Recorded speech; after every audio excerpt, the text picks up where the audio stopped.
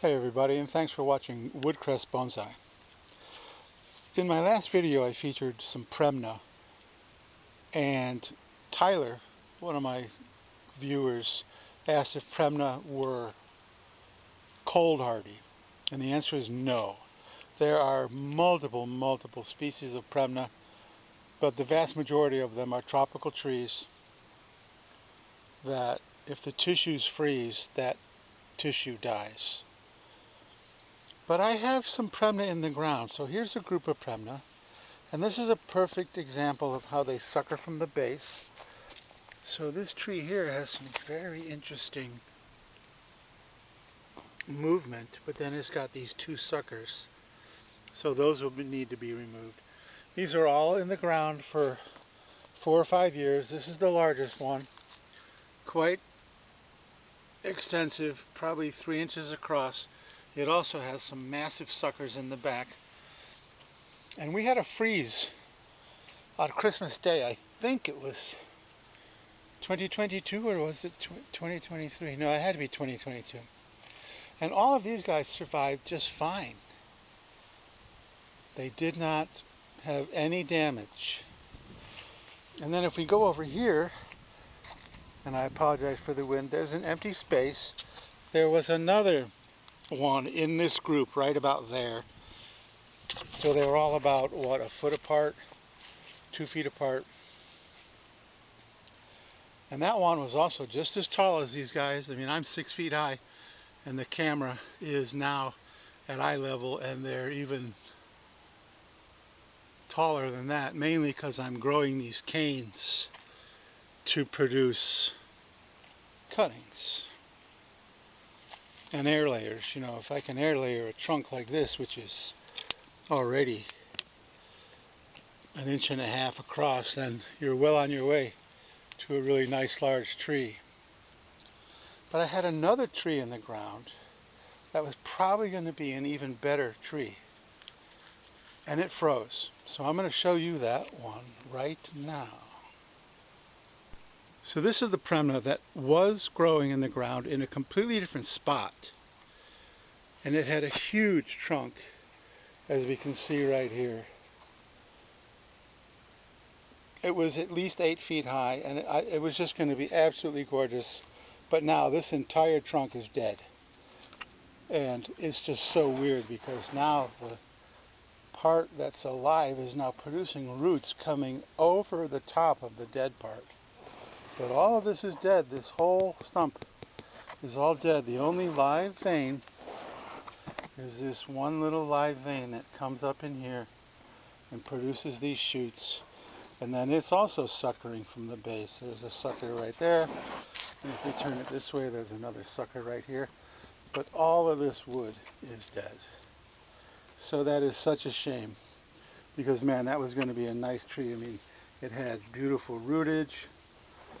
And now I'm really not sure what to even do with it. Really haven't done much with it at all. I've done some cutbacks. There's a cutback there. So what do you do with a tree that's just so weird? And once again, all of this is dead. Even this root here, it's all dead. That's all dead. The only part that's living is the suckers and this one vein right here that runs like that. And it was just in a more exposed area, I guess, and what happened was it really looked bad after the freeze, but then very slowly but surely it began to die back and die back and die back and die back to what you see today. And I think it has some potential, but right now I'm just sort of, it's, you know, one of those, I'll get to it one day, and I'm really a little disappointed in the whole thing. And I had no idea. I thought it was just as protected as the others. Those first ones I showed you, I did nothing to them except for the fact that they're underneath a big oak tree. So the oak tree modified the temperature just enough so that they didn't freeze. This one obviously got nipped by the cold to the point where basically the entire thing died. And I just showed you the tree that I grew in the ground in the previous part of this video where I showed you the hole where there used to be a tree. So I'm going to bring that guy over and you'll recognize it because it's one I just worked on. So this little guy right here was in the ground at the end of, I guess you could call it a hedge, of the other 5 or 6 that I just showed you, where I pointed to. There used to be one here. This is that tree. And this is the chop. This tree was easily 6 feet high, and I cut it back to just a stump. And I just worked it the other day, and as you can see, it's already producing beautiful new growth on the new limbs. And so this is going to be a really cool little tree. So that's really the essence of growing things in the ground, is you can get much, much larger trunks and then create much stronger masculine trees from the fact that you can cut it way back and start over. But they do need some cold protection. Not a lot though, just make sure that the tree does not freeze, the tissues don't freeze. So it can get down even into the mid-30s, and as long as the tissues of the plant don't freeze, Premna will survive. The problem with this big guy is that the whole tree did freeze, and the only really parts that were able to come back were the parts basically right at ground level that were not subjected to the cold, because it might have even been under the ground. So there you go. Premna are fantastic bonsai. I mean, here, these are not really big Premna leaves, but even with these leaves, I mean, look at the leaf miniaturization. And a mature Premna leaf is about twice the size of this. So that's one reason why they're such fantastic bonsai. So if you have the ability to give them even just a minimal amount of winter cold protection, and I highly recommend you try to keep them outside. So some kind of greenhouse, some kind of glass, greenhouse that can absorb heat.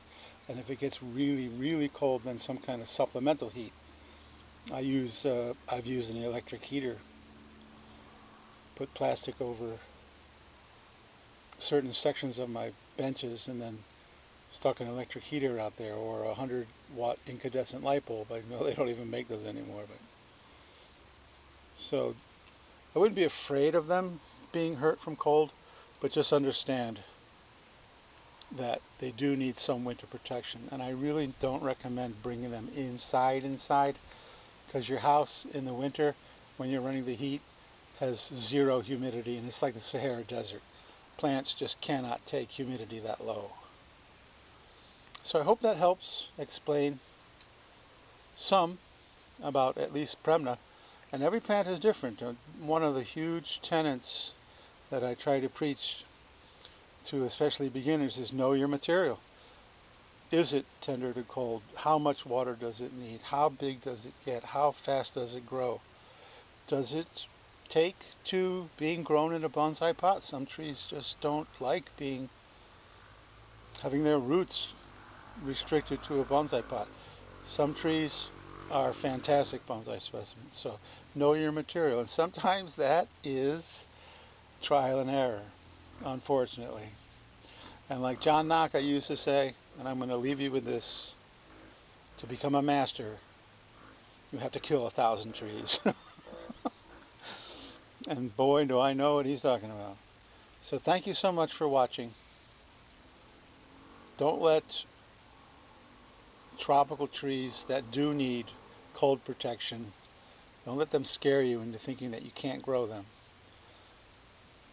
Just make sure that you've got some kind of greenhouse or hothouse that you can give them the winter protection they need if you live in northern sections. I'm blessed, and perhaps cursed too, by living in zone 10, because right now it's the middle of November and it's still in the mid-80s with about 70% humidity. And so I'm just sweating my butt off just doing this video. And by now it should be cooler than that, but we probably shouldn't get into that. Anyway, thank you so much for watching. If you like this video, please give me a thumbs up, subscribe, and hit the notification bell.